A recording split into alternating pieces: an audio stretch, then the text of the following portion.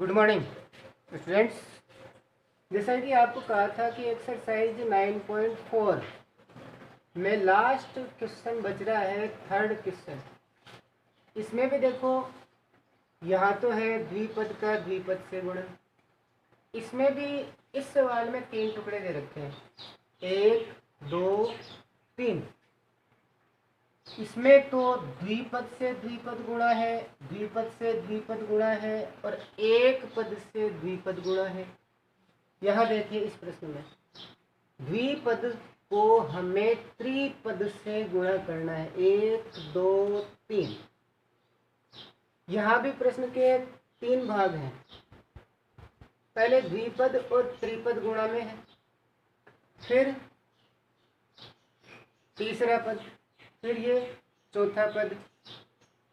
अब स्टूडेंट्स आप देखो, इसमें हम वही विधि काम में ले रहे हैं। पहली संख्या दूसरा ब्रैकेट, दूसरी संख्या फिर दूसरा ब्रैकेट और प्लस के 25 के 25। अब गुणा कर लेते हैं। एक्स स्क्वायर और एक्स गुणा होगा, यानी कुल घातें हो गई 3। 5 को एक्स स्क्वायर से गुणा किया, 5x स्क्वायर। अब यहाँ देखिए 5 माइनस का है, यहाँ सावधानी रखने वाली बात है। -5 गुणा एक्स -5x, लेकिन -5 गुणा 5 बराबर -25, क्योंकि विपरीत चिन्ह गुणा होंगे तो माइनस। और ये प्लस का 25, अब 25 प्लस में भी हो गए और माइनस में भी हो गए, तो इनको यहीं पर कैंसिल कर दो कि 25 का काम खत्म। जो पद बच रहे हैं वह सभी असमान पद हैं, सजातीय पद नहीं है और इनमें कोई परिवर्तन नहीं किया जा सकता। चलते हैं चौथे प्रश्न में। दूसरा और तीसरा प्रश्न मैंने आपके लिए छोड़ा है, उसमें आप खुद मेहनत करके और हल करेंगे। वही द्विपद का द्विपद से गुणन है। इतने प्रश्न समझाने के बावजूद भी यदि आप द्विपद को द्विपद से गुणा नहीं कर सकते हैं तो ये मान के चलिए कि आगे आने वाले समय में आपको बीजगणित या गणित की अन्य शाखाओं में भी परेशानी होगी ही होगी। यहाँ देखिए, अब मैं आपको इस प्रश्न में डायरेक्ट गुणा करना सिखा रहा हूँ कि भाई ये लिखना ही नहीं पड़े, पहली संख्या दूसरा कोष्ठक, पहली संख्या फिर दूसरा कोष्ठक, कितनी बार लिखेंगे। कुछ तो डायरेक्ट करना भी सीखो। देखो, पहले ए से इन दोनों को गुणा कर देते हैं, ए गुणा सी AC, ए गुणा -d, यानी पहले क्या किया, ए से ही गुणा किया है दोनों को, तो -AD। अब B से कर लेते हैं, तो देखो B से करते हैं, BC -BD। यही काम अब इसमें कर रहे हैं, SC AD प्लस में, फिर -B से कर रहे हैं, -BC minus plus minus BD। अब ये तीसरा टुकड़ा बचा, देखिए 2 दूनी 4, 2 दूनी 4, 4 पद हो गए, 1 2 3 4 5 6 7 8 हो गए, 8 पद टोटल। यहाँ कर रहे हैं 2SC प्लस 2 BD,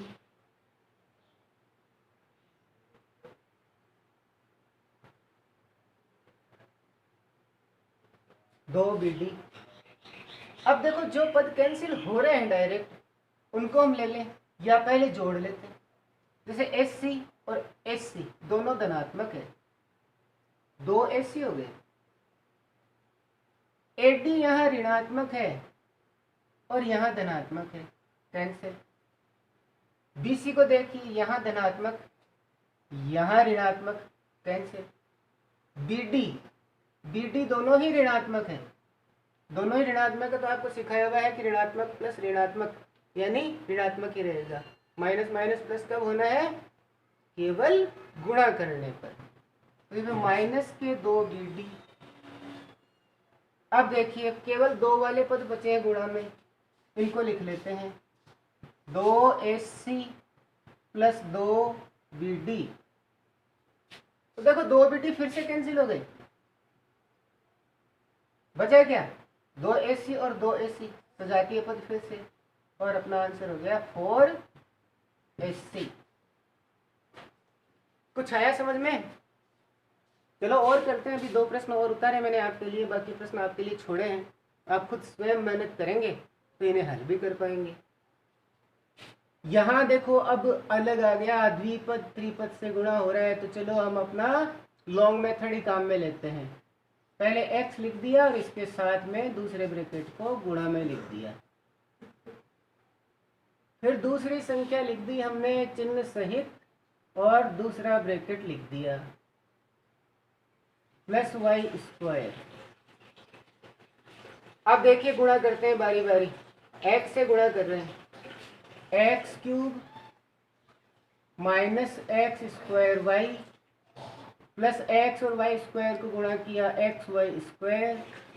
अब y से गुणा कर रहे हैं, x square y minus x y square. x अकेला है, y से गुणा होकर y स्क्वायर हो गया। अब y को y स्क्वायर से गुणा करेंगे तो y की घात 3, y की घात 3 एक्स वाई स्क्वायर धनात्मक, एक्स वाई स्क्वायर ऋणात्मक। यहाँ एक्स स्क्वायर वाई ऋणात्मक, यहाँ धनात्मक। सारे पद कैंसिल हो गए बीच वाले, क्या बचा? X cube plus y cube. विद्यार्थियों आपको जानकर आश्चर्य होगा कि जब आप आगे की कक्षाओं में जाओगे यानी नाइन्थ में आपको ये सरल समीकरण मिलेगी। वहां मिलेगी x cube plus y cube equals to x plus y, x plus y, x plus y, x square minus x y plus y square. ये आपको सरल समीकरण जानने को मिलेगी, ठीक है ना? तो ये अपना आंसर भी हो गया। एक तरह से एक सरल समीकरण भी आपके पकड़ में आ रही है। लास्ट क्वेश्चन चलते हैं। यहां देखो, वही पहले द्विपद त्रिपद से गुणा है, तो 1.5x प्लस 4y। अब ये 4y थोड़ा बुक में देखते हैं कि 0.4 है या 0.4 नहीं है दोस्तों, 4y है। 4y प्लस 3, ये हो गया पहला।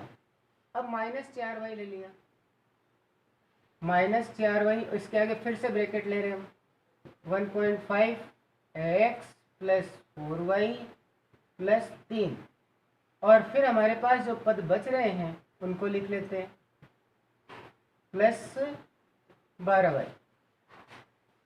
अब अगली लाइन में इनको गुणा कर लेते हैं।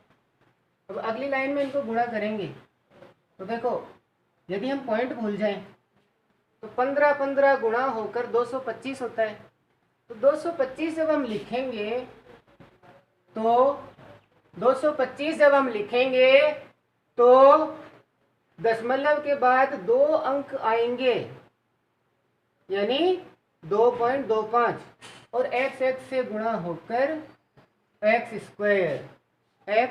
स्क्वायर 1.4x को फिर 4y से करें तो 15 चौक 60,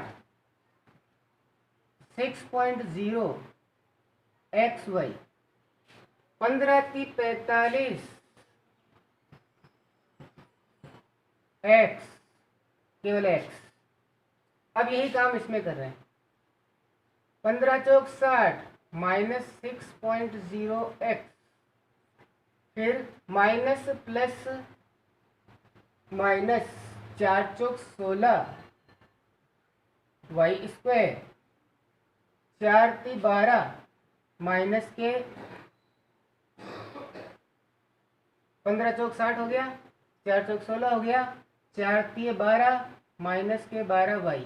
अब जो पद बच रहे हैं उनको लिख लेते हैं 4.5x प्लस 12y। अब देखिए कौन कौन से पद कैंसिल हो रहे हैं वो देख लेते हैं। जैसे देखो ये पद कैंसिल हो रहा है, धनात्मक ऋणात्मक। 4.5x है वो भी क्लियर हो रहा है, धनात्मक ऋणात्मक।